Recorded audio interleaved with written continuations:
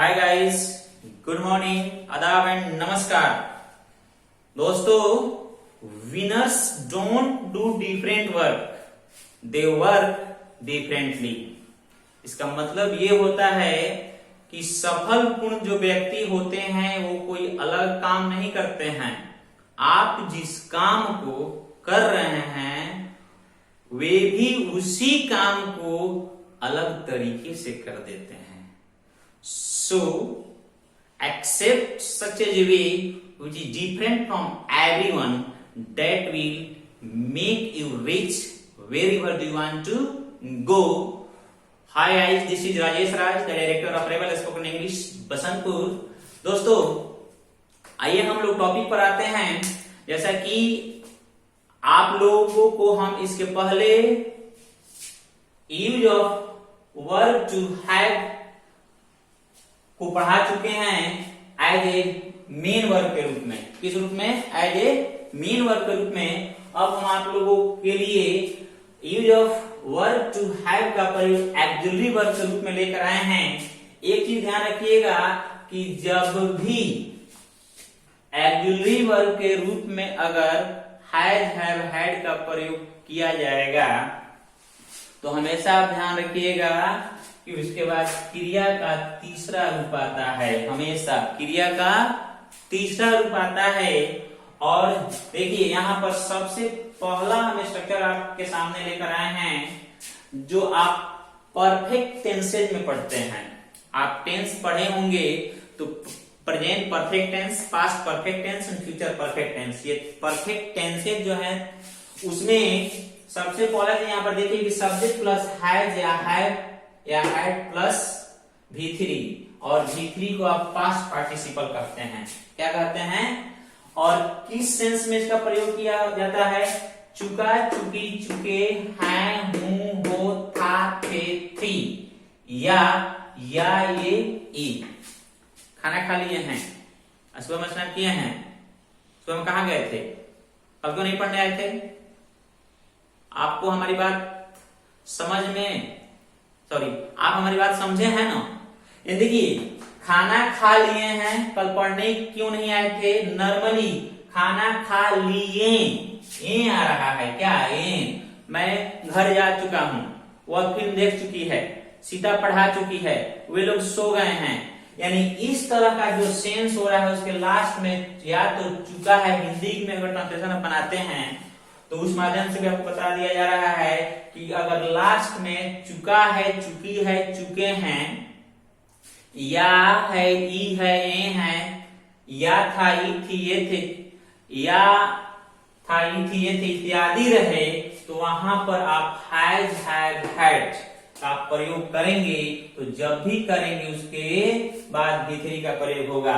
अगर आपको सेंटेंस दे दिया जाए ऐसे और V3 कहीं दिया गया हो तो ध्यान दीजिएगा कि जब भी V3 आपको दिखे, आंख बंद करके आप वहां पर हैज, हैव, हैड का प्रयोग कर सकते हैं।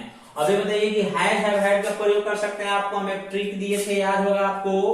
कौन सा ट्रिक? आयु देवी के साथ क्या लगेगा? हैव लगेगा। रेस्ट ऑल के साथ क्या लगेगा? हैव लगेगा। देखिए, जीवन में हर जगह इसकी जरूरत पड़ेगी, इसलिए इसको आप दिमाग में लग कर लीजिए। ठीक है? कि यहां पर देख सकते हैं कि आप बताइए कि आयु देवी, यहां पर आई है इसलिए आप क्या लगाएंगे? हैव। यहां पर सीता यानी रेस्ट ऑल में से है तो क्या लगाएंगे? हैज। क्या लगाएंगे? हैज। तो इस तरह से आप आसानी से भर सकते हैं। अब देखिए, इस पर सेंटेंस जहां तक बनाने का सवाल है तो बना सकते, जैसे कहा जाए कि राम बाजार गया है, क्या बनाएंगे? Ram has gone to market. Sita यहाँ आई है, सीता हैज कम हियर। मैं खाना खा लिया हूं, क्या होगा? I have eaten food, I have eaten food. वे लोग सब्जी खरीदे हैं, क्या होगा? They have bought vegetables, they have bought vegetables. Mohan join कर लिया है तो क्या होगा? Mohan have join. अगर पास्ट टेंस में आप बनाएंगे तो क्या होगा? जैसे कहा जाए कि वह गया था तो क्या होगा? He has gone. तुमने मुझे बदनाम किया था, you have defamed me, you have defamed me. उसने तुम्हारा प्रशंसा किया था, क्या होगा? he had appreciated you, he had admired you, he had praised you। ठीक है, अगर कहा जाए तुमने शराब पिया है तो क्या होगा? You have drunk। क्या होगा? You have drunk। अगर कहा जाए तुमने मेरा पर्स चुराया है, क्या होगा? You have stolen my purse। You have stolen my purse। ऐसे करके आप बना सकते हैं सेंटेंस को। ये तो हिंदी बना सकते हैं, लेकिन इंग्लिश में एक ही फॉर्मूला रखिएगा कि जहां भी V3 मिले, पास्ट पार्टिसिपल मिले, क्या मिले? V3 मिले। अगर इट एट इट मिल जाए तो आप हैज हैव हैड लगा दीजिए। गो एंड यानी गॉन मिल जाए तो क्या लगाइएगा? हैज हैव हैड लगा दीजिए। कि जहां भी आपको V3 मिले आप वहां पर हैज हैव हैड आंख बंद करके लगाइए, कोई नहीं काट सकता है। ठीक है, उसके बाद देखिए, उसके बाद यहां पर आपका दूसरा रूल लिखा गया है। दूसरा रूल था आपका सब्जेक्ट, यानी देखिए subject plus has, had, had plus यहां पर बीन प्लस V3। यहां पर ये होता है आपका पैसिव वॉइस में। ठीक है, और देखिए बहुत ही खूबसूरत बात बताने जा रहे हैं आप लोगों को कि जिस सेंटेंस में बीन बजाया गया हो सांप को बुलाने के लिए, जिस सेंटेंस में बीन बजा हो, क्या बजा हो? बीन बजा हो, उस सेंटेंस में आप अपना वाला काम कर दीजिए। क्या लगा देंगे? हैज हैव हैड लगा देंगे। जैसे यहां पर देखिए हम लिखे हैं कि फूड डैश बीन कुक्ड, और देखिए यहां पर जब भी बीन बजता है और V3 लगता है, क्या लगता है? बीन बजता है और V3 लगता है, तो वह जो सेंटेंस होता है पैसिव वॉइस में होता है। सेंटेंस जो होता है पैसिव वॉइस में होता है। पैसिव वॉइस जैसे मान लीजिए कि कहा जाए कि वह खाना खा चुका है, तो आप क्या बनाते हैं कि ही हैज ईटन फूड। अगर यही कहा जाए कि उसके द्वारा खाना खाया गया है, उसके द्वारा खाना खाया गया है, यानी काम करने वाला कोई व्यक्ति और होगा, कोई और होगा। यहां पर देखिए फूड डैश बीन कुक्ड, यहाँ पर खाना बनाया जा चुका है, तो खाना तो अपने अपने ही बनाया होगा। यहाँ पर खाना किसके द्वारा बनाया? राम के द्वारा बनाया जा सकता है, सीता के द्वारा बनाया जा सकता है, आपके द्वारा बनाया जा सकता है, आपकी मम्मी के द्वारा बनाया जा सकता है, आप किसी भी व्यक्ति के द्वारा। यहाँ पर खाना बनाने वाला व्यक्ति कोई और हो सकता है। तो जब भी कोई काम किसी और के द्वारा किया गया उसमें अगर बीन लगा हो, क्या लगा हो? अगर बीन बजा हो तो आप क्या लगा देंगे? यहाँ पर फूड है, आयुर्वेदिक के ग्रुप का है, क्या बता सकते हैं आप? आयुर्वेदिक के ग्रुप का नहीं है तो क्या लगा देंगे आप? हैज लगा देंगे। आप पास में क्या लगा सकते हैं? हैड भी लगा सकते हैं। आप यहाँ देखिए कि you dash been appreciated by Sita. आप देखिए यहाँ पर बीन बजा है, तो जहां भी बीन बजा है, सांप वाला बांसुरी जो होता है, जहां बीन बजा वहां पर आप क्या लगा देंगे? आप यहाँ पर हैड लगा दीजिए। पास में क्या लगा दीजिएगा? हैड लगा दीजिएगा। तो इस तरह से जहां भी बीन बज जाए आप वहां पर हैज हैव हैड आंख बंद करके लगा दीजिए। एकदम जहां बीन बजे वहां पर हैज हैव हैड आंख बंद करके, कोई नहीं काट सकता है इसे। अब देखिए नेक्स्ट, उसके बाद है subject plus has have had plus been plus present participle. यहां पर देखिए बाबू बीन बजा था, तो बीन बजने के बाद यहाँ पर V3 आया था, लेकिन फिर यहाँ पर बीन बज रहा है। तो जब फिर यहाँ पर बीन बजेगा तो यहाँ पर V3 नहीं V4 लंबे समय तक बीन बजेगा। यानी सपेरा जब बीन बजाता है तो बस 10 सेकंड के लिए बजाया, बंद कर दिया तो सांप नहीं आता है, उसको लंबे समय तक बजाना पड़ता है। जब वो लंबे समय तक बजाता है तब क्या सांप आता है। तो यहाँ पर देखिए जब लंबे समय तक बीन बजेगा तो कंटिन्यूअसली बजेगा, उसमें ING लगाना पड़ेगा। तो यहाँ पर बीन बजा है और प्लस यहाँ पर V4 भी लगा है। ही डैश बीन एक्सप्लेनिंग, यहाँ पर V4 है। हमको मतलब ना ही V3 से है ना ही V4 से है, हमको मतलब यहाँ बीन से है, यहाँ बीन से है। जहां भी बीन बजा हो वहां पर आप क्या लगा दीजिएगा? हैड लगा दीजिएगा, या क्या लगा दीजिएगा? हैड लगा दीजिएगा। जहां भी बीन बजा हो वहां पर क्या लगाएंगे? आप हैड हैव हैड लगा देंगे। क्या लगाएंगे? हैड हैव हैड लगाएंगे। यहाँ पर दोनों में हैज इसलिए लगा क्योंकि ये दोनों आयुर्वेद के ग्रुप का नहीं है। इस तरह से आप देख सकते हैं। कैसे बताइए कि इसका मतलब, जहां तक इसका मतलब का सवाल है तो आप देख सकते हैं कि इसके अंत में लिखे हैं ता रहा है, ती रही है, ते रहे हैं। इसका सेंस होगा जैसे ही हैज बीन एक्सप्लेनिंग हिम, यानी अब यहाँ पर सेंटेंस का मतलब हो जाएगा कि वह उसे समझाती रही है, वह उसे अब समझाती रही है लंबे समय तक। कितने दिनों समझा रही है भाई? बहुत दिनों समझा रही है। मैं गीत गाता रहा हूं तो क्या हो जाएगा? I have been singing a song. मैं आप लोग को अंग्रेजी पढ़ाता रहा हूं। I have been teaching you English. Mohan बाजार जाता रहा है, क्या होगा? Mohan has been going to market. आप लोग बहाना बनाते रहे हैं, यू हैज बीन एक्सक्यूजिंग। तुम लोग झूठ बोलते रहे हो, you have been telling lie. Mohan पढ़ाता रहा है, मोहन हैज बीन टीचिंग। आप लोग बहाना बनाते रहे हैं, क्या होगा? You have been pretending. आप लोग बार बार मुझे चिढ़ाते रहे हैं, क्या होगा? You have been teaching me again and again. तो इस तरह से ताकि लगाकर आप सेंटेंस का अर्थ निकाल सकते हैं। तो ये हुआ आपका 3 रूल। आगे नेक्स्ट रूल को हम लोग देखते हैं। चलिए गाइस, नेक्स्ट रूल की तरफ हम लोग बढ़ते हैं। आपका नेक्स्ट और 4 नंबर जो रूल है वह देखिए, ध्यान दीजिएगा कि अभी हम लोगों ने पढ़ा कि वर्ब टू हैव का प्रयोग हमेशा जब होता है तो उसके बाद क्रिया का भी3 आता है। हम लोग इसको देख रहे थे। तो भी3 में आपका आप देख सकते थे कि बीन आया भी3 के रूप में, उसके बाद भी4 से पहले भी बीन आया, भी3 से पहले बीन आया। उसके बाद मेन सेंटेंस में जो रूल आप देखे थे उसमें आप देखे थे कि हैज हैव हैड के बाद भी3 था। यहां पर एक बहुत ही इंपॉर्टेंट रूल है। देखिए, subject plus has have had plus 2 plus भी1, इस 2 प्लस भी1 को आप इंफिनिटिव भी कह सकते हैं। क्या कह सकते हैं? इंफिनिटिव। यानी इंफिनिटिव किसको कहते हैं? 2 प्लस भी1 को इंफिनिटिव कहते हैं। यह 2 प्लस भी1 जो सेंटेंस है, जब हैज हैव हैड के साथ लगता है तो देखिए यह किस चीज का बोध कराता है? यह मजबूरी सूचक सेंटेंस होता है। मजबूरी बताता है कि वह काम जिसको आपको करने का मन नहीं करता है लेकिन फिर भी आपको करना पड़ता है।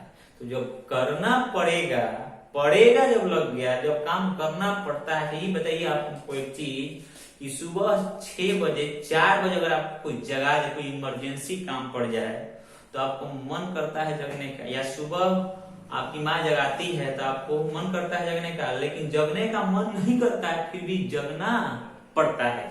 यहाँ पर एक सेंटेंस हम दिए हैं कि I have to take medicine. इसमें कौन ऐसा इंसान है जिसको दवा खाना अच्छा लगता होगा? किसी को दवा खाना अच्छा नहीं लगता है। यहाँ पर लिखा गया है कि I have to take medicine, मुझे दवा खाना पड़ता है, ये दवा खाना पड़ता है। We have to tell a lie, हमें झूठ बोलने की आदत नहीं है लेकिन फिर भी झूठ बोलना पड़ता है क्योंकि समाज ही ऐसा है। झूठ नहीं बोलिएगा तो काम नहीं चलने वाला है, ये ध्यान रखिएगा। ये देखिए, सी हैज टू कम हियर। देखिए, जहां भी हैज टू लग गया, ध्यान दीजिएगा कि जहां भी हैज टू लग गया, सॉरी यानी हैज हैव हैड के बाद 2 प्लस भी1 लग गया, ध्यान दीजिए। हाँ, तो इसका मतलब ये हो रहा है कि यह जो काम हो रहा है, जो एक्शन हो रहा है, ये मजबूरी में हो रहा है, शौक नहीं है, यह मजबूरी है। ठीक है, तो यहाँ पर दवा खाना मजबूरी है, यहाँ आना मजबूरी है, झूठ बोलना मजबूरी है। जैसे कहा जाए कि मुझे बाजार जाना है, तो बाजार जब जाना है कोई कह दिया तो इसका मतलब कि उसको जाने का मन नहीं है, बस कंपल्शन, एक मजबूरी है, इसलिए कह रहा है कि जाना है, I have to go to market. अगर उसको शौक हो तो बाजार जाने का बोलेगा I will go to market, मैं बाजार जाऊंगा, उसका शौक है। लेकिन जब ना पड़ता है, जैसे मुझे पढ़ाना पड़ता है, आई हैव टू टीच, मजबूरी, इंसान की आदत भी मजबूरी बन जाती है। ठीक है, तो आप देख सकते हैं कि मुझे एक किताब खरीदना है तो क्या बनेगा? I have to buy a book. मुझे उसे बुलाना है, क्या होगा? I have to call him, मुझे तुमसे बात कर रहे हैं, बात करने का मन नहीं है लेकिन मजबूरी है बात करने, इसलिए कर रहे हैं। I have to talk to him. ठीक है, मुझे सर को पैसा देना है, मन नहीं कर रहा है सर को पैसा देने का, लेकिन मजबूरी है कि नहीं देंगे तो नहीं पढ़ेंगे, भगा देंगे, इसलिए देना पड़ेगा। इसलिए आप देख सकते हैं कि जो भी सेंटेंस आपको कंपल्सन दिखाता है कि इस काम को आप मजबूरी में कर रहे हैं, तो वहां पर आप क्या लगाते हैं, टू प्लस क्यों लगाते हैं, किसके बाद, हैड हैड के बाद। ये हो गया। तो जैसे कहा जाए कि हम लोग को इंग्लिश पढ़ना पड़ता है, इंग्लिश पढ़ने को बहुत लोगों को मन नहीं करता है, लेकिन मजबूरी है कि नहीं पढ़ेंगे तो परीक्षा में फेल कर जाएंगे, इसलिए पढ़ना पड़ता है। क्या बनाएंगे, we have to study English, we have to study English. ठीक है, तो इस तरह जैसे कहा जाए कि उन लोगों को यहाँ आना पड़ता है, यहाँ आने का शौक नहीं है इसलिए आना पड़ता है, तो क्या बनाएंगे, they have to come here. मुझे सुबह सुबह दौड़ना पड़ता था, क्या होगा, दौड़ने की कोई शौक नहीं थी, यहां पर मजबूरी थी। आई हैड यानी था लग जाएगा तो क्या लगेगा, had. I had to run in the early morning. ठीक है, 100 साल पहले हम लोगों को घर पर ही रहना पड़ता था, क्या होगा, we had to stay at home before 100 years। अगर कहा जाए कि मोहन को खाना पकाना पड़ता था, खाना पकाने की आदत नहीं थी उसको और न ही उसकी शौक थी, उसे पकाना मजबूरी कोई नहीं था, तो नहीं पकाएगा तो खाएगा नहीं, नहीं खाएगा तो जिएगा नहीं, इसलिए पकाना पड़ता था, तो क्या हो जाएगा, Mohan has to cook food. ऐसे करके आप सेंटेंस बना सकते हैं। उसके बाद देखिए एक बहुत ही खूबसूरत रूल हम दिए हैं आपको, if two conditional sentences are connected with if. अगर दो कंडीशनल सेंटेंस इफ से जुड़े हों, इफ मीन्स यदि, अगर दो कंडीशनल सेंटेंस क्या होता है कि एक कंडीशन है, एक अनरियल घटना होती है। लोग कहते हैं कि काश मैं राजा होता, तो आप तो भिखारी हैं तो राजा कहां से होंगे।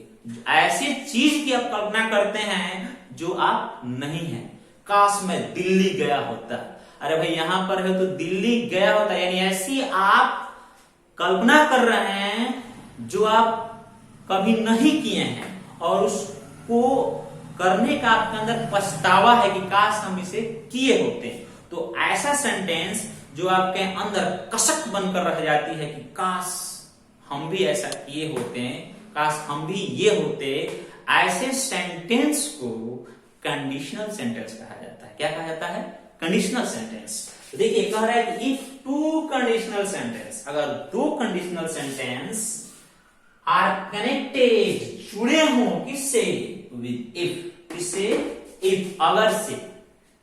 जैसे यहां देखिए स्ट्रक्चर इसका लिखा गया है, if plus subject plus had plus V3 plus object, फिर यहां पर कॉमा दिया गया है, सब्जेक्ट प्लस वुड है प्लस V3 प्लस ऑब्जेक्ट। देखिए यहां पर हैड हम लगाए हैं और एक सेंटेंस है कि if I dash gone to Agra, अगर मैं आगरा गया होता, जानते नहीं, अगर मैं आगरा गया होता तो आगरा का ताजमहल देखा होता, ना नौमन तेल होगा, ना राधा नाचेगी, यानी न आगरा गया है, न जाएगा, न ताजमहल देखेगा।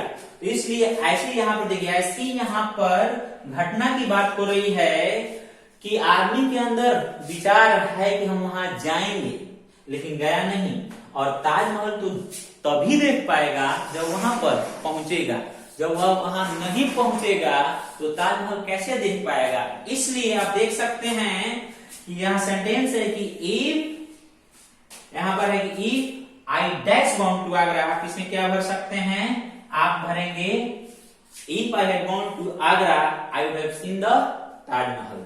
ठीक है, अगर कहा जाए कि अगर वह आया होता तो मैं उससे समझाया होता, तो क्या बनाएंगे, if he had come, if he had come I would have explained him.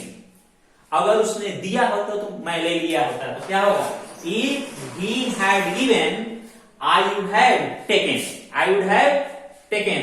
अगर तुम समय से खाना खाया होता तो तुम मोटे हो गए होते। ठीक है, तो क्या बनेगा, if you had eaten food on time you would have gone fat, you would have gone fat. अगर कहा जाए कि अगर मोहन पूछा होता तो मैं बताया होता, तो क्या बनेगा? If Mohan had asked I would have told, I would have told. अगर सीता आई होती तो मैं पूछा होता, तो क्या होगा? If Sita had come I would have told, sorry I would have asked. अगर कहा जाए कि अगर मैं पटना गया होता तो चिड़ियाघर घूमा होता, तो क्या बनेगा? If I had gone to Patna I would have visited the zoo. तो इस तरह से आप बना सकते हैं दो कंडीशनल सेंटेंस को हैड की सहायता से। अब देखिए और भी खूबसूरत, इससे भी खूबसूरत एक रूल है यहाँ पर लिखा गया कि had is used in the meaning of if. Had का प्रयोग भी कभी कभी किस सेंस में होता है? इफ के सेंस में, अगर के सेंस में, यानी कंजंक्शन के सेंस में किया जाता है। जैसे यहां देखिए ये जो सेंटेंस है कि if I had gone to Agra I would have seen the Taj Mahal, इसी सेंटेंस को हम यहाँ पर लिख दिए हैं। देखिए यहाँ पर हैड को क्या किया गया है कि हटा दिया, सॉरी इफ को क्या किया गया है? हटा दिया गया है। और इस हैड को, ये जो हैड है आपके पास यहाँ इस सेंटेंस में, इस हैड को कंजंक्शन बनाया गया। क्या बनाया गया है? Conjunction. Had I gone to Agra I would have seen the Taj Mahal. यहां पर हैड का मतलब हो जाएगा अगर। क्या लग जाएगा? ये कंजंक्शन का भी काम कर रहा है और एक्जुलेटिव वर्ब का भी काम कर रहा है। यहां पर आप देख, अगर कहा जाए कि अगर वह आया होता तो मैं पूछा होता, अगर वह आया होता तो मैं पूछा होता। आप इसको दो तरीके से बना सकते हैं कि if he had come I would have asked. इसी सेंटेंस को देखिए आप बना सकते हैं कि had he come I would have asked. उसके बाद देखते हैं, अगर कहा जाए कि अगर वह पटना गया होता तो गोल घर घुमा होता, तो क्या बनाएंगे? If he had gone to Patna he would have visited the Gol Ghar. अब देखिए इसी सेंटेंस को आप ऐसे भी बना सकते हैं कि यह जो इफ है इसको हटाएंगे और क्या लिखेंगे? Had he gone to Patna he would have visited